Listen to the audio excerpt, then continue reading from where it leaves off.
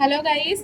তো আজকে আমি আমার শাশুড়ি মায়ের জন্য অন্নপূর্ণার ভান্ডারের যে ফর্মটা সেটা নিয়ে এসেছি তুলে।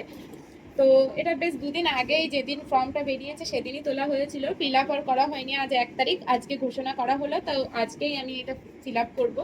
তো এখানে 12 পাতায় যে কি কি জিনিস আছে সেটাই তোমাদের সঙ্গে শেয়ার করব। সবাই ভয় পাচ্ছ যে 12 পাতায় কত কিছু না লিখতে হবে, আসলে ওরকম কোনো ব্যাপারই নেই।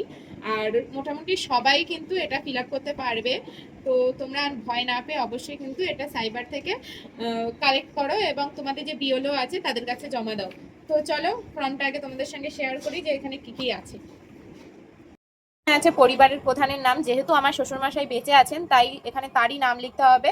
আধার কার্ড অনুযায়ী যে নামটা থাকবে সেটাই লিখতে হবে। তার জন্মের তারিখ, পরিবারের প্রধানের যে লিঙ্গ সেটা লিখতে হবে, পুরুষ না মহিলা সেটা লিখতে হবে, পরিবারের প্রধানের আধার নাম্বার লিখতে হবে, ডিজিটাল রেশন কার্ডের পারিবারিক আইডি লিখতে হবে যদি থাকে, যদি তুমি জানো এটা লিখবে, আর যদি না জানো এটা লেখার দরকার নেই। পরিবারের সদস্য সংখ্যা লিখতে হবে, শুধু সংখ্যাটাই লিখতে হবে। তারপরে যে তোমাদের স্থায়ী ঠিকানাটা আছে সেটা লিখতে হবে এবং ফোন নাম্বারটা লিখতে হবে যেটা আধার কার্ডের সঙ্গে যুক্ত আছে, যে নাম্বারটা লিঙ্ক করা আছে। তারপরে এখানে কিছু জিনিস দিয়েছে, মানে যে সদস্যগুলো আছে বাড়ির তাদের প্রত্যেকের ডিটেলস যে পরিবারের প্রধানের সঙ্গে সেটাই তোমাদের লিখতে হবে। এখানে দেখো অনেকগুলোই লেখা আছে, সেগুলো তোমাদের পরিবারের এর সঙ্গে ফিল আপ করে দিতে হবে। তো প্রথমে আগে এই পেজটা আমরা কমপ্লিট করি, তারপরে সেকেন্ড পেজে আমরা আসি। এরপরে আছে পরিবারের প্রধানের সঙ্গে সকল যে সদস্য আছে প্রত্যেকের অ্যাকাউন্ট নাম্বার এখানে দিতে হবে, মানে ব্যাংকের ডিটেলসটা দিতে হবে এখানে। এই গেল 2 নম্বর পেজ। এরপর 3 নম্বর পেজে আছে এপিক, মানে যে ভোটার তালিকার যে অংশ নাম্বার সেটা দিতে হবে, আমরা কোন অংশে ভোট দেই। তারপরে বিভাগ আছে, এখানে আছে আমাদের মানে কাস্ট কি আছে সেটাই আমাদের এখানে দিতে হবে। তারপরে আমাদের রেশন কার্ডের যে সমস্তগুলো আছে, মানে আমরা কি রেশন কার্ড থেকে রেশন পাই সেগুলো দিতে হবে, মানে অনন্যদায় নাকি RKSY 2 আছে, 1 আছে, SP88 আছে, এগুলো সবকটি দিতে হবে।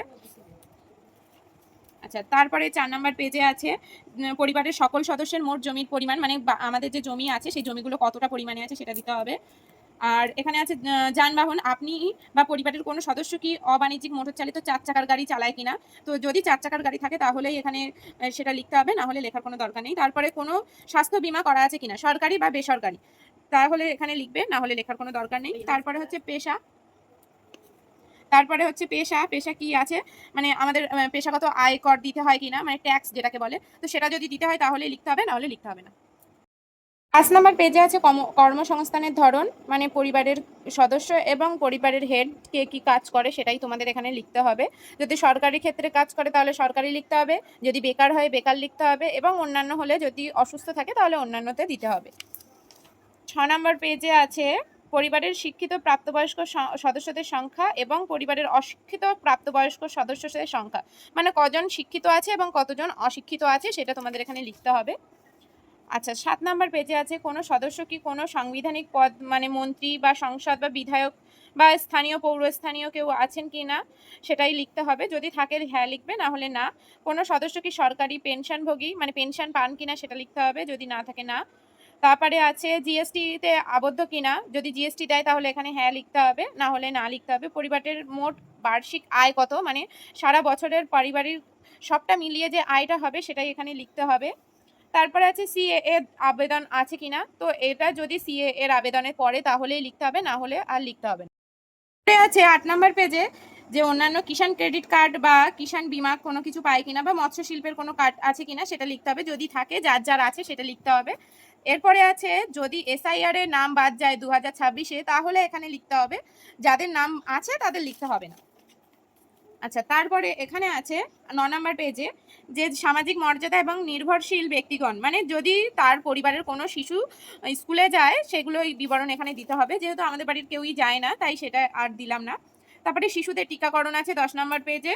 আচ্ছা, এরপরে আছে আপনি কি কোনো সরকারি প্রকল্পের সুবিধা নিচ্ছেন কিনা, মানে DTPর মাধ্যমে, তো যদি নেয় তাহলে হবে, যদি না নেয় তাহলে এটাকে না লিখে দিতে হবে।